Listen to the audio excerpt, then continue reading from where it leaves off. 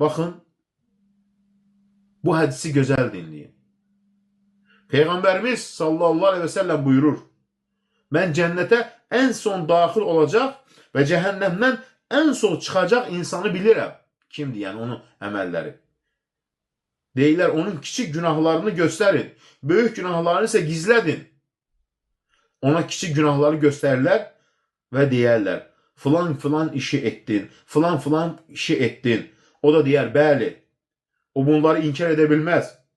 Hələ böyük günahlarını da qarşına çıxaracağından qorxar. Sonra o deyilər, hər bir pis əməli yerinə sənə bir yaxşılıq veriləcək. O isə deyir, ey Rəbbim, mən elə şeylə etmişəm ki, onları burada görmürəm.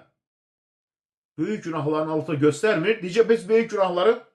Peyğəmbərimiz bunu deyəndə o qədər güldü ki, az qalı deyir, azı dişləri görsənsin. La ilahe illallah. Altı ilə xırda günahlarını göstərir. Deyir, bunları bağışladım. Böyük günahlarını örtüb, deyir, bax o günahları görmürəm. Subhanallah. Düşün, özünə sual ver. Əgər hesab sənin ananın əlində olsaydı və sonda necə olardı?